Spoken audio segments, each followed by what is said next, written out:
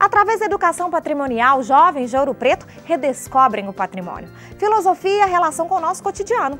E vai começar o Campeonato Brasileiro e o 7º torneio de ginástica de trampolim em Ouro Preto.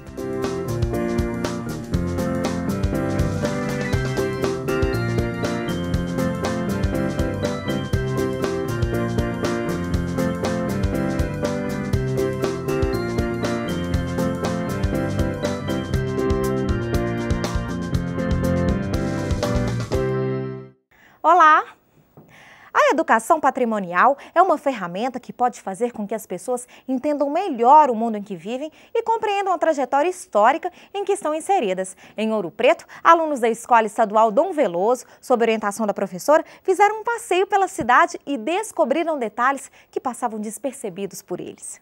Ouro Preto, considerada Patrimônio Cultural da Humanidade pela Unesco desde 1980. Montanhas, ladeiras, museus e igrejas fazem parte do patrimônio de uma cidade charmosa e acolhedora. Seu nome veio das riquezas existentes e a grande movimentação econômica na região, de Vila Rica a mais tarde Ouro Preto.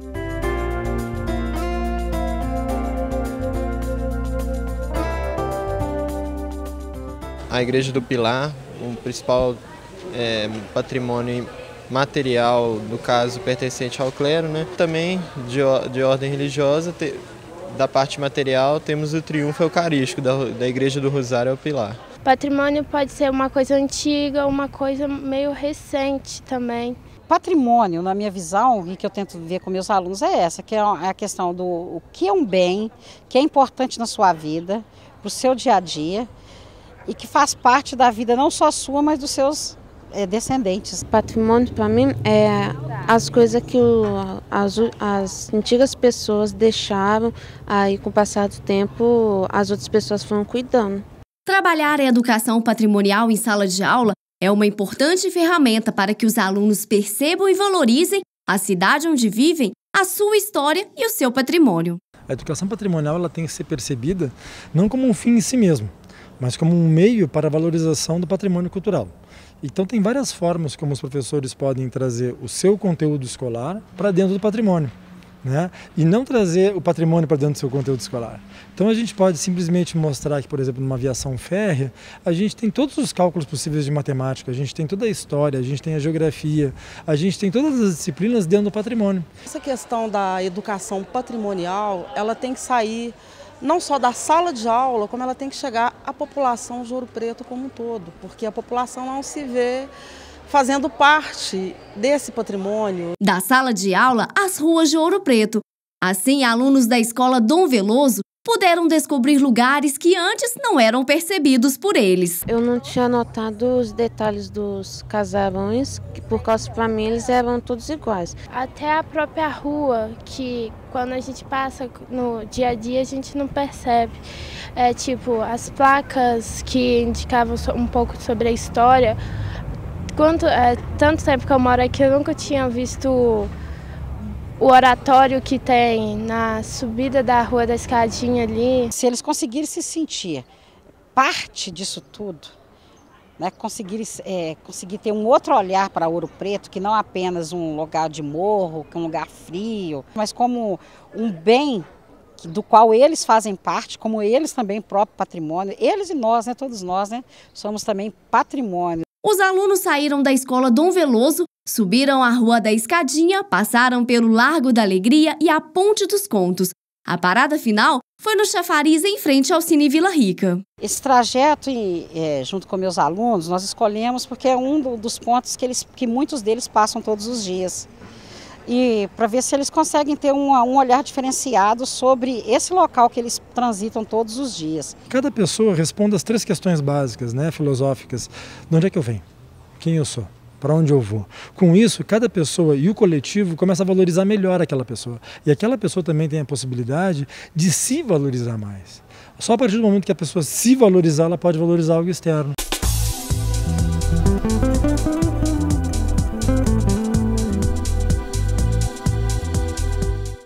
A filosofia não foi criada para circular apenas em um meio elitizado de intelectuais e acadêmicos.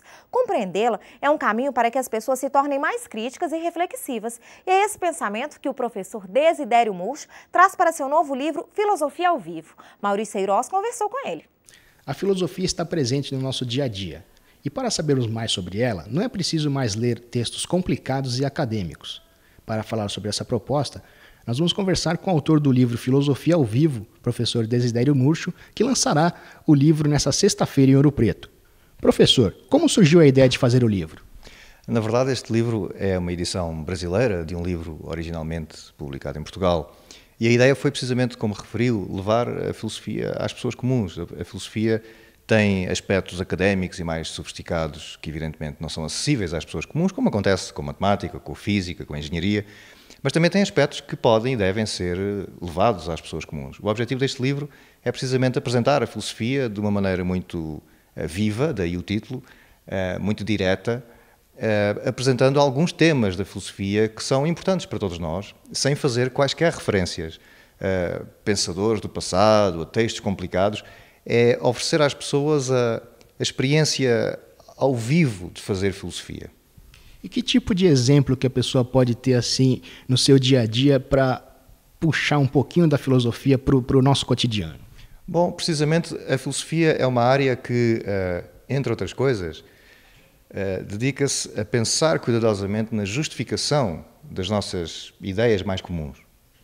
Eu começo o livro precisamente por uma ideia bastante comum, que é a democracia.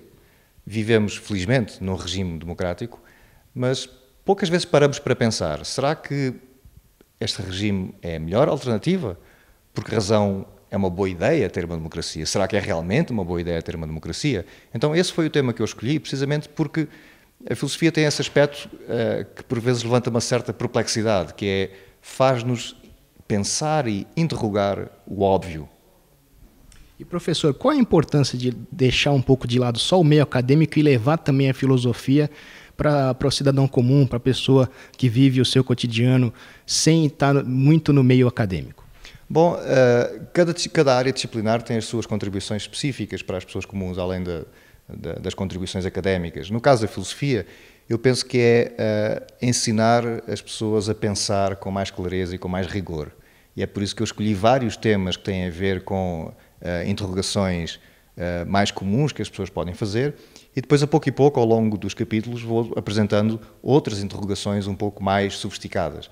Mas eu penso que essa é a grande contribuição para o dia-a-dia, é aprendermos a raciocinar e a pensar melhor. E isso pode ser aplicado a tudo, pode ser aplicado à nossa vida económica, à nossa vida familiar, à nossa vida sentimental, à nossa vida pessoal e existencial. Então, saber pensar com mais rigor, eu penso que é a grande contribuição que a filosofia pode dar às pessoas comuns. Obrigado, professor, pelas informações. E o livro será lançado nesta sexta-feira, das 6 da tarde até as 8h30 da noite, na Livraria Cultural, que fica no Centro Cultural do Sistema FIENG, na rua Cláudio Manuel, número 15, no centro de Ouro Preto. Entre os dias 7 e 10 de novembro, acontece em Ouro Preto o Campeonato Brasileiro de Ginástica de Trampolim e o 7º Torneio Nacional de Ginástica de Trampolim.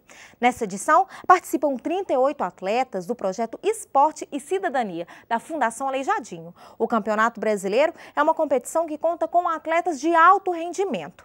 Já o Torneio Nacional tem por objetivo incentivar a prática da modalidade entre ginastas iniciantes.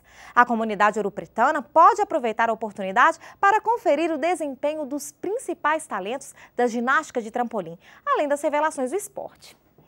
Os jogos do torneio nacional acontecem na parte da manhã, a partir das 8 horas, e os jogos do Campeonato Brasileiro serão realizados entre as 4 da tarde e 9 da noite. Os eventos acontecem no ginásio poliesportivo da UFOP. E a gente fica por aqui. Obrigada pela sua companhia. Até o nosso próximo encontro.